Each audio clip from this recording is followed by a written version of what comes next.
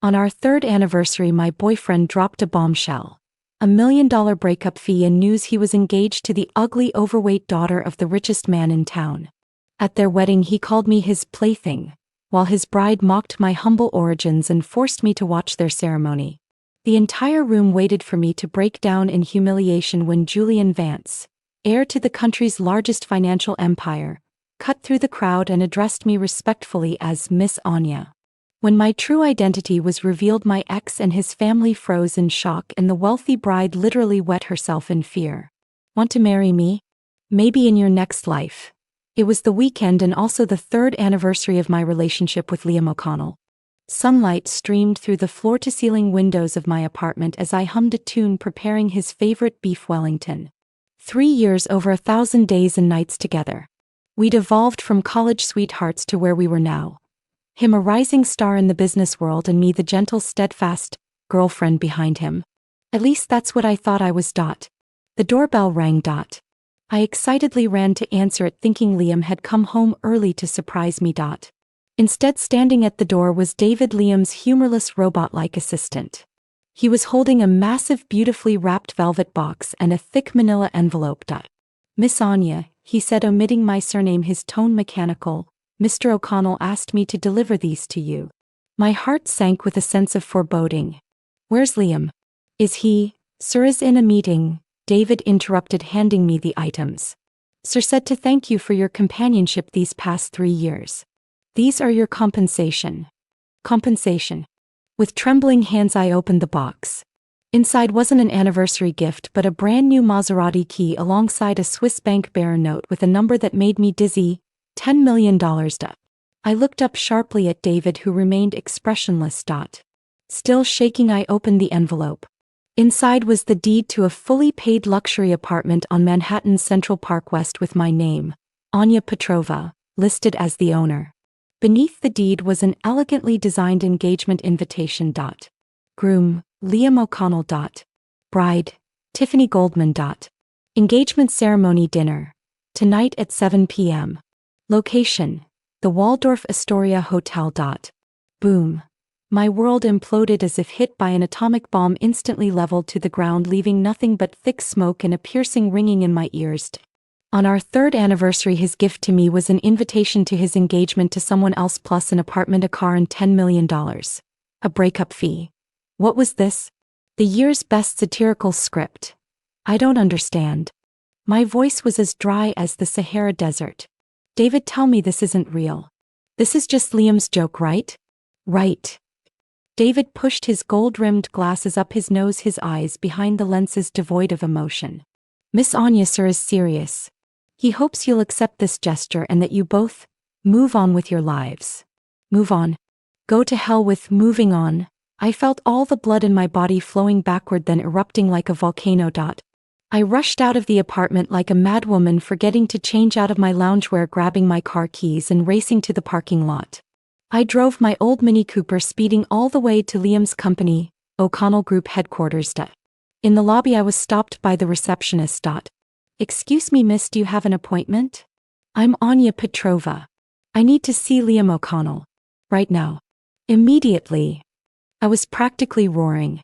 The receptionist was clearly startled by my appearance but professionally dialed the internal line. A few minutes later Liam came down. He wore a custom-tailored dark gray suit, his hair impeccably styled, handsome and upright, yet separated from me by what felt like a cold glass wall.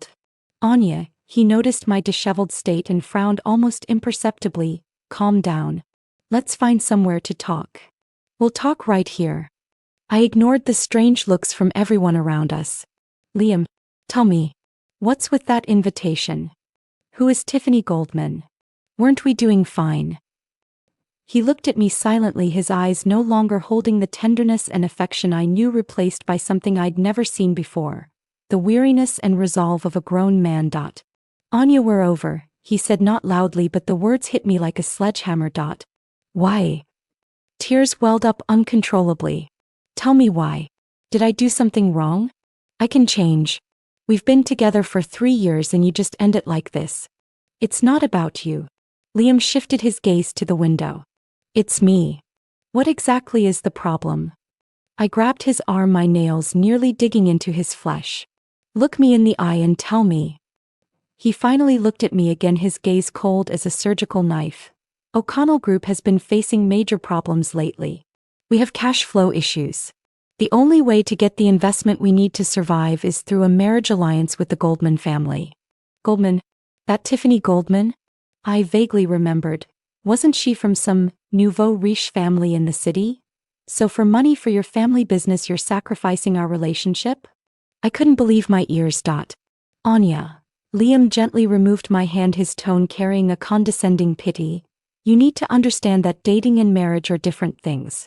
I did like you and being with you was easy and pleasant. But Tiffany can bring real benefits to me and my family. We're adults now. We can't just talk about love. We have to face reality. Reality. I laughed though my tears flowed harder. So my 3 years of youth and love were just a joke? An option that could be replaced by reality at any time. You could say that. He cruelly twisted the knife. That apartment, the car and the money are enough for you to live very well from now on. Stop clinging, Anya. It's not good for either of us. He turned to leave. Liam O'Connell. I screamed at his back. You'll regret this. You will definitely regret this. He paused for a moment but didn't look back, walking straight into his private elevator. As the doors slowly closed, they reflected my tear-streaked face looking like a stray dog. My heart felt like he had personally ripped it out, thrown it on the ground and stomped it to pieces. 7 p.m. The Waldorf Astoria Hotel ballroom. I showed up. Not wearing any of the designer outfits he'd given me but in the same wrinkled loungewear from earlier, my hair a mess, eyes swollen. I knew I must have looked terrible, like a madwoman who'd wandered onto the wrong movie set. But so what? Since he chose to trample my dignity this way, why should I care about appearances? The ballroom glittered with light and luxury, filled with the social elite sipping champagne and engaging in witty conversation. And at center stage under the spotlight stood today's stars, Liam O'Connell and his new bride Tiffany Goldman. Liam still looked impeccable in his white tuxedo, cutting an even more striking figure than usual. However, his customary warm smile had vanished, replaced by a stiff formal politeness. And the bride beside him, even in my desolate state I couldn't help but gasp at her appearance. Barely 5 feet tall, she must have weighed close to 200 pounds. Her round face had features squeezed together, small eyes, flat nose, thick lips and rough, dull skin. She wore garish makeup that clashed horribly with her features. Her obviously expensive custom wedding gown strained against her ample figure. Neck and wrists dripping with blinding jewels, she resembled a gaudy Christmas tree. Was this the woman Liam chose for reality and benefit? A real-life beauty and the beast if ever there was one. The crowd's expressions ranged from shock to contempt to pity, but most showed knowing resignation. In their circles, marriages of convenience were all too common. I stood in a corner, an invisible ghost, watching the mismatched couple on stage as a dull ache throbbed where my heart should be. My thoughts drifted unbidden to last night. On the eve of our 3rd anniversary, Liam had come home to our little apartment as usual. He'd hugged me from behind, resting his chin on my head, his voice honey-sweet. Anya, what gift would you like tomorrow? I'd turned smiling arms around his neck. Anything from you I'll love. His kiss was deep and passionate, as if trying to meld me into his very being. We'd moved from living room to bedroom, falling onto the soft bed breaths, mingling skin on skin. Looking into my eyes, he'd murmured my name over and over. Anya. My Anya. How could such tenderness, such intimacy turn to cold betrayal and cruel declarations of love and marriage being different things in mere hours? Was last night a hallucination? Or just his consummate acting? I pinched myself hard. The sharp pain confirmed this was all real. The man who'd been so loving last night now stood on stage about to get engaged to another woman. The stark contrast cut like a dull knife, slicing repeatedly at my nerves. I couldn't believe it, couldn't accept it. The breakup package from Liam's AI assistant David, property deed, car keys, huge check, jolted me from my warm memories like ice water. It all silently screamed, Anya Petrova, you've been dumped completely and cleanly. He didn't even bother with a shred of decency or cushioning, just paid you off. But I wasn't ready to give up. 3 years of love isn't a cold string of code to be deleted at will. We had so many beautiful memories, so many genuine feelings. Could it all have been fake? I couldn't believe Liam felt nothing for me. I couldn't believe he'd discard me so easily for profit. There had to be more to the story. Yes, that must be it. A crisis at O'Connell Group? Maybe worse than he'd let on? Did he have some dilemma? Was he protecting me somehow? Once that thought took root, it spread like wildfire, wrapping around my heart. I started making excuses for his betrayal, no matter how delusional they sounded. I couldn't let this go. I couldn't let him push me away without explanation. I had to uncover the truth. I forced myself to calm down. Tears and accusations would solve nothing. I took out my phone and dialed an encrypted number. "It's me, Anya." A steady male voice answered. "Miss, how may I assist you?" "I need you to investigate all recent activities of the O'Connell Group and Goldman family in Jiangqing and the inside story of their marriage alliance. As fast and detailed as possible." "Yes, miss." I hung up and took a deep breath. Though I rarely used my family's resources, now wasn't the time for pride. Soon an encrypted email arrived. The information was extensive, but I quickly grasped the key points. O'Connell Group indeed faced an unprecedented crisis. Their opponent seemed formidable, with a mysterious background targeting their core business. The Goldman family was a local energy giant in Jiangqing, wealthy but with a questionable reputation. Tiffany Goldman was their only daughter, known for being spoiled and infamous. This marriage alliance was indeed O'Connell's only lifeline. The Goldmans' terms were extremely harsh, involving not just massive investment but also other, undisclosed conditions. The email concluded, "Observation suggests Mr. Liam O'Connell is under immense pressure and appears to be attempting to isolate certain external risks." Isolate external risks? Did that mean me? My heart raced again. Maybe my guesses were right. Either way, I had to attend this engagement party tonight. Not just for myself, but to find out what game you're playing, Liam O'Connell. So here I was, at this battlefield, where another woman occupied the place that should have been mine. The engagement ceremony proceeded mechanically. The host recited generic blessings while guests applauded politely, their faces sporting appropriate smiles, their true thoughts anyone's guessed. Finally came the ring exchange. Liam took the ring and slowly slid it onto Tiffany's stubby finger. When Tiffany's turn came, she seemed overeager, almost roughly grabbing Liam's hand and forcing the ring on. "It's done. Now the groom may kiss his bride," the host announced loudly, pushing the atmosphere to a climax. The crowd erupted in applause and cheers. "Kiss! Kiss!" The spotlight shone. The cheering abruptly ceased. Tiffany's smile froze, replaced by deep dissatisfaction and embarrassment. She glared at Liam, her eyes saying, "You dare not kiss me." An indescribable awkwardness permeated the air. In this deathly silence, I found unexpected courage. Pushing through the crowd, I rushed onto the stage like a cannonball. Wait. My voice wasn't loud, but enough for everyone to hear. All eyes turned to me, the uninvited guest. Shock, confusion, and excitement for drama. Seeing me charge up, Liam's face changed. A flash of panic crossed his eyes, quickly replaced by icy coldness. Tiffany, like a cat with a stepped-on tail, immediately bristled. Pointing at me, she shrieked, "Who are you?" "Security." "Where's security? Get this crazy woman out of here." Ignoring her, I walked straight to Liam, looking up at him with eyes red from anger and heartache. "Liam O'Connell." I called out his name, each word deliberate. "Tell me, what's going on? If you're in trouble, why couldn't you tell me? We could face it together. Why do this?" I believed he had his reasons. I wanted to give him a chance to explain and give myself a reason to let go. "Face it together?" Tiffany laughed as if hearing the joke of the century. Her plump body shook with anger as she pointed at my nose, cursing, "Who do you think you are?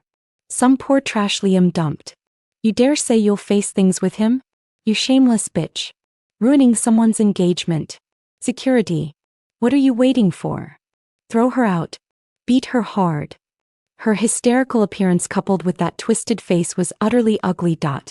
Several tall, burly security guards in black suits immediately surrounded me, their eyes hostile as they closed in. The guests below let out a low gasp.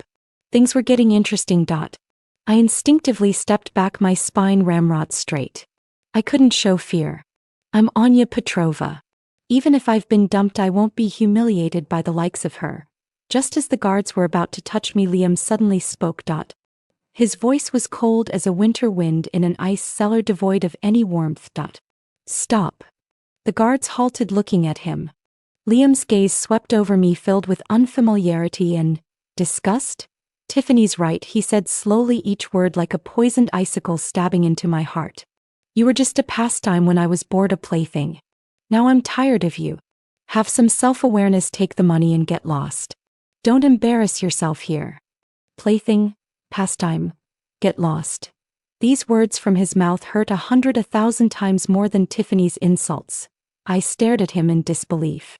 This man who once held me in the palm of his hand, who said I was the only light in his life, now used such cruel words to describe me, to describe our 3 years together.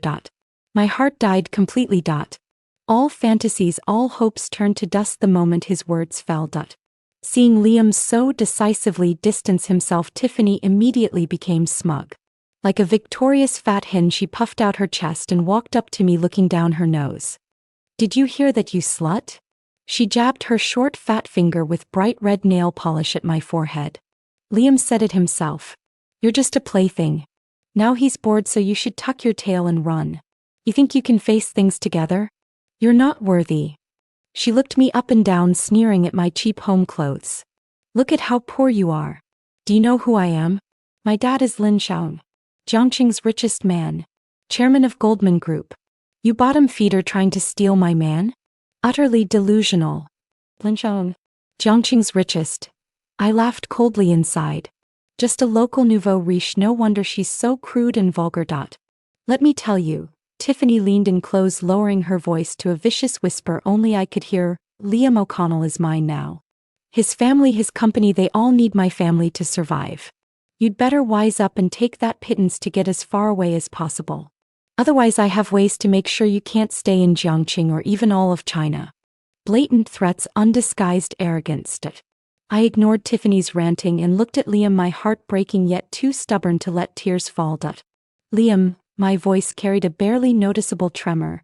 I don't want your money or your house or your car. I just want to ask you one thing. These 3 years, did you ever love me at all? Even if just a little, even if only once. Give me an answer, let me give up completely. All eyes focused on Liam. Liam avoided my gaze, his profile tense as if under immense pressure. After a few seconds of silence, he finally spoke, his voice still cold but with an almost cruel honesty. Anya, I admit being with you was easy. You're understanding and fun. He paused, seeming to choose his words carefully. But that was just a distraction, understand? A way to relieve stress. People like us eventually have to face reality. Marriage is about matching status, joining forces. Tiffany may have a bit of a temper, but she's the Goldman heiress. Only she's fit to be the O'Connell family's daughter-in-law. Only she can help the O'Connells out of our predicament. So stop asking childish questions about love. Take the compensation leave here and start your own new life. We're not from the same world. Not from the same world. Good, very good. He finally gave me the answer I wanted most, also the cruelest answer. My heart felt completely hollowed out, unable to even feel pain anymore, just a numb wasteland. I understand. I took a deep breath, straightened my back and looked at Liam one last time. That look contained too many emotions, disappointment, sadness, and a hint of final resolve. Then I turned, ready to leave this stage where I'd been so humiliated. Stop right there. Tiffany's shrill voice rang out again. She blocked my path, her face twisted in a malicious smile. Thinking of leaving? Not so fast. She crossed her arms, challenging me with her beady eyes. The show's just starting. Didn't you want to know if Liam loves you? Didn't you want to know why he chose me? Then stay right here and watch. Watch us exchange rings, watch us receive blessings, watch how I, Tiffany Goldman, rightfully become the O'Connell family's daughter-in-law. She leaned in close, her voice dripping with malice. I want you to see with your own eyes how I crush you underfoot. To know that trash like you should never dream of touching things that don't belong to you. She wanted to force me to watch the ceremony. A man can be killed but never humiliated. I stared at the ugly, venomous woman before me, my rage nearly bursting through the ceiling. But I couldn't lose control. In moments like this, keeping calm was essential. I suppressed the humiliation and anger in my heart, and instead my face revealed a faint smile with a hint of something eerie. Fine, I said softly, my voice quiet but with a strange penetrating quality. If Miss Goldman wants me to watch the ceremony, then I'll humbly obey. I took a step back, standing poised in the corner of the stage, adopting a posture of someone ready to seriously appreciate the show. However, I pivoted, my gaze sweeping over Tiffany, then drifting almost imperceptibly toward Liam. Some shows, as you watch them, might have unexpected twists, don't you think? My words made Tiffany pause momentarily, then grow even more furious. What do you mean? Still defiant even when you're cornered. Liam's body seemed to stiffen slightly, almost imperceptibly. I said nothing more, just stood there quietly like an observer awaiting final judgment, or perhaps like a player holding the winning card, waiting for the perfect moment to reveal it. I wouldn't leave like this. This humiliation, I would remember it. Seeing my submission, Tiffany thought I was truly frightened and became even more smug. She clung to Liam's arm, deliberately flaunting in front of me. Smart of you to know your place. She cast a disdainful glance my way. But seeing how pitiful you are, I'm not completely heartless. Soon the eldest son of the Fong family from Harbor City will be arriving. They're true elite, far more powerful than both the Goldman and O'Connell families combined. Harbor City's Fong family? Something stirred in my mind. That surname sounded familiar. Tiffany continued in her patronizing tone. I see you have some decent looks, just your background that's too lowly. But don't worry, when young Master Fong arrives, if I'm in a good mood, I might introduce you. Who knows? Maybe he'll be blind enough to take interest in someone like you, willing to make you his mistress or something. That would save you decades of struggling. She laughed uproariously, as if bestowing a tremendous favor upon me. Beside her, Liam's frown deepened, as if he wanted to say something but ultimately held back. I lowered my gaze, concealing the cold glint in my eyes. Harbor City's Fong family. Fong Chinxian. If it was him, then perhaps this show really would have a twist. Just then several flashily dressed men and women approached, clearly Tiffany's entourage of sycophants. Tiff baby. Congratulations. A man with dyed yellow hair said with a sleazy grin. You finally cracked that tough nut, Liam. Exactly. Now the O'Connell family depends entirely on your Goldman family. Another woman in revealing clothes chimed in. You'll look out for us in the future, right? Tiffany, buoyed by their flattery, became even more self-important. Of course. By the way, let me introduce you. She pointed at me like I was an interesting exhibit. This is the little plaything Liam used to keep on the side. The group immediately turned undisguised, probing and mocking gazes toward me. Not bad looking. I can see why Liam would play with her for a while. Too bad a toy is just a toy, never fit for polite society. If you're too kind, why let her stay here being an eyesore? Right. If it were me, I'd break her legs and throw her out. They took turns speaking, exercising their utmost cruelty. However, amid their noisy mockery, I keenly caught a crucial piece of information. The yellow-haired man leaned toward Tiffany and whispered, "But Tiff, be careful. I heard Liam only agreed to this marriage because he was backed into a corner, seemingly to protect someone. Don't let your sure thing slip away at the last minute." Protect someone. My heart skipped a beat. Could it be he was protecting me? This information was like a faint beam of light illuminating the nearly extinguished hope in my heart. No wonder even the young master of the Fong family respectfully called her sister. Liam's parents' faces instantly turned ashen, their eyes filled with terror and regret as they looked at me. And Tiffany had completely collapsed on the ground, her face drained of color. That was quite the slap in the face. Having dealt with Tiffany, Fong Chinxian turned to Liam. O'Connell, you owe Sister Anya an explanation. Liam took a deep breath, walked up to me, his eyes full of guilt and apology. Anya. His voice was low, carrying a kind of relieved exhaustion. I'm sorry. Everything before was an act. It was forced. He struggled to continue. The crisis facing the O'Connell group is far more complex than you know. There's a powerful force targeting us, even threatening your safety. The Goldman family is just a pawn they put forward. Their condition was for me to get engaged to Tiffany, and To force you away in the most hurtful manner to make you completely give up on me. That way you wouldn't be dragged into this. My mother approaching you saying those things was also at my direction. Including those terrible things I said on stage today. It was all to keep you away from this storm, to protect you. He looked at me, his eyes filled with pain and sincerity. I know it was selfish and cruel putting you through such humiliation. But Anya, I couldn't bear the thought of you in any danger. I was more afraid of you getting hurt than losing you. So that was a dot. My tears finally fell. Not from hurt but from heartache for him. Dot. So you'd rather marry a woman you don't love, that you even despise, just to protect me? I looked at him, my voice breaking. Dot. Yes. Liam nodded, his gaze unwavering. As long as you're safe, nothing else matters. I reached out, gently touching his tense face. Peaceful. Well, now that the misunderstanding is cleared up, Fong Qinxian interjected at the right moment. Sister Anya, this place is filthy. Shall I escort you home? I nodded, just wanting to leave this circus of an engagement party. Dot. Liam immediately said, I'll take Anya home. As we turned to leave, Liam's parents, the O'Connells, suddenly rushed after us, their faces plastered with fawning, ingratiating smiles. Anya. My goodness, to think you're the eldest daughter of the Qin family. We completely failed to recognize your status. Mrs. O'Connell wrung her hands, attempting to grab my arm.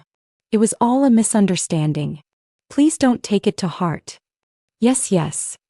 Mr. O'Connell hastily added, Our Liam, he's just too honest. He was only protecting you with such a strategy. You see. I stared coldly at their faces, which changed faster than turning pages in a book, feeling utterly disgusted. Before I could speak, Liam stepped between us, his tone icy. Dad, Mom, Anya's tired. I'm taking her home. Whatever else, we'll discuss it later. Taking my hand, he led me out of the banquet hall under Fong Qinxuan's escort, not looking back, leaving behind chaos and the O'Connells' humiliated faces. Just as Liam and I exited the hotel, the O'Connells pursued us again. Anya. Liam. Mrs. O'Connell intercepted us, breathless, still wearing that ingratiating smile, though her eyes betrayed calculation.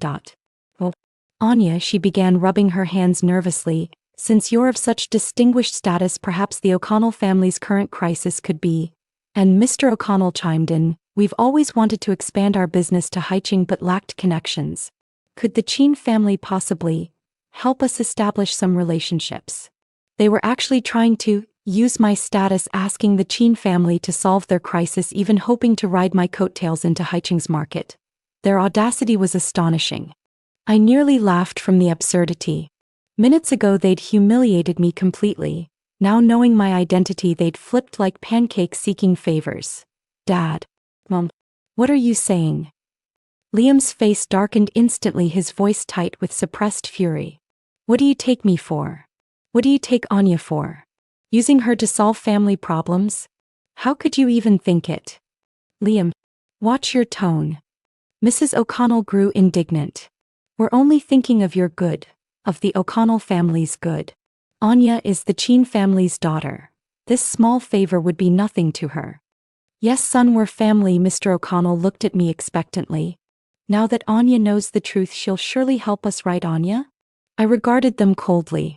Mr. and Mrs. O'Connell, you're mistaken about several things. First, my relationship with Liam remains undefined.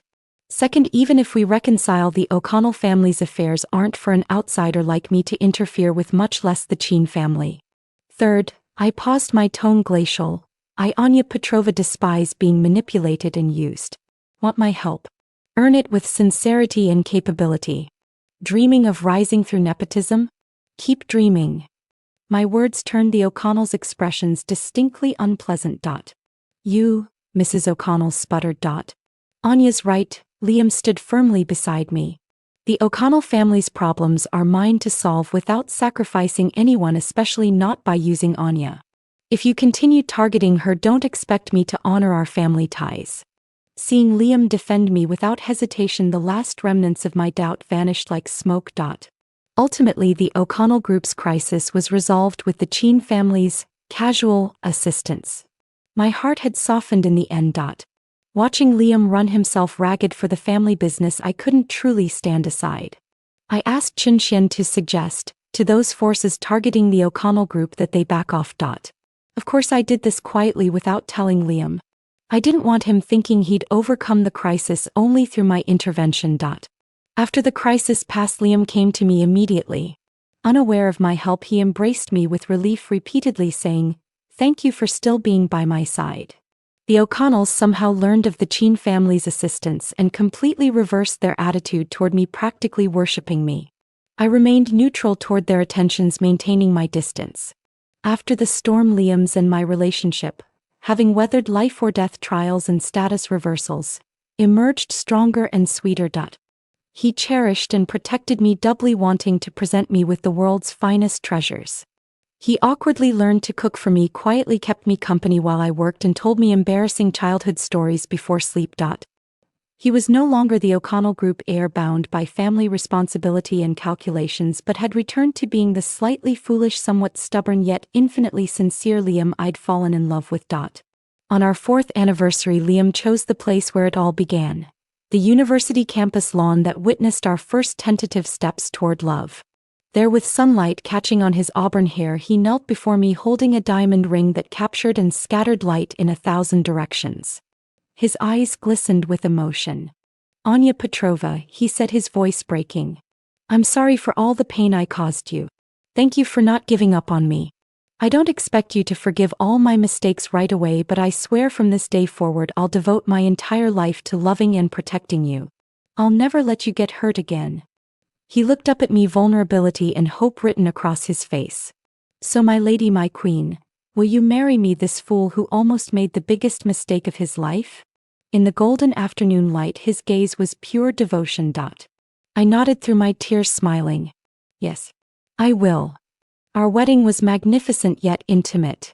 We chose neither Jiang City nor High City, but a secluded, picturesque island separated from the world's demands.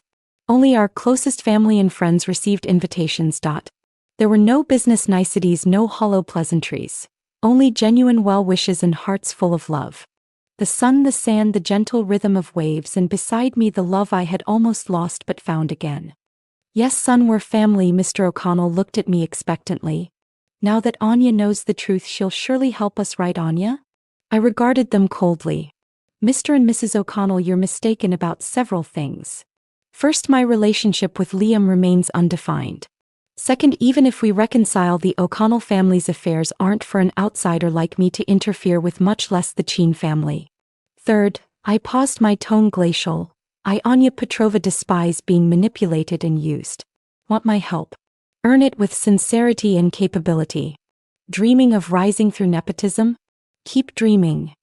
My words turned the O'Connells' expressions distinctly unpleasant. "You," Mrs. O'Connell sputtered. "Anya's right." Liam stood firmly beside me. "The O'Connell family's problems are mine to solve without sacrificing anyone, especially not by using Anya. If you continue targeting her, don't expect me to honor our family ties."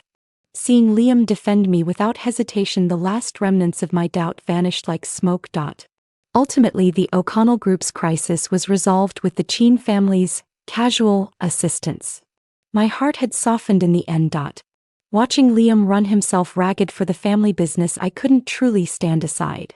I asked Chin Xian to suggest, to those forces targeting the O'Connell Group, that they back off. Of course I did this quietly without telling Liam. I didn't want him thinking he'd overcome the crisis only through my intervention. After the crisis passed, Liam came to me immediately. Unaware of my help, he embraced me with relief, repeatedly saying, "Thank you for still being by my side." The O'Connells somehow learned of the Chin family's assistance and completely reversed their attitude toward me, practically worshipping me. I remained neutral toward their attentions, maintaining my distance. After the storm, Liam's and my relationship, having weathered life or death trials and status reversals, emerged stronger and sweeter. He cherished and protected me doubly, wanting to present me with the world's finest treasures. He awkwardly learned to cook for me, quietly kept me company while I worked, and told me embarrassing childhood stories before sleep. He was no longer the O'Connell Group heir bound by family responsibility and calculations, but had returned to being the slightly foolish, somewhat stubborn, yet infinitely sincere Liam I'd fallen in love with. On our 4th anniversary, Liam chose the place where it all began, the university campus lawn that witnessed our first tentative steps toward love. There with sunlight catching on his auburn hair, he knelt before me holding a diamond ring that captured and scattered light in 1,000 directions. His eyes glistened with emotion. "Anya Petrovna," he said, his voice breaking. "I'm sorry for all the pain I caused you. Thank you for not giving up on me. I don't expect you to forgive all my mistakes right away, but I swear from this day forward I'll devote my entire life to loving and protecting you. I'll never let you get hurt again." He looked up at me, vulnerability and hope written across his face. "So my lady, my queen, will you marry me, this fool who almost made the biggest mistake of his life?" In the golden afternoon light his gaze was pure devotion. I nodded through my tears, smiling. "Yes, I will." Our wedding was magnificent yet intimate. We chose neither Jiang City nor High City, but a secluded, picturesque island separated from the world's demands. Only our closest family and friends received invitations. There were no business niceties, no hollow pleasantries. Only genuine well wishes and hearts full of love. The sun, the sand, the gentle rhythm of waves, and beside me the love I had almost lost but found again.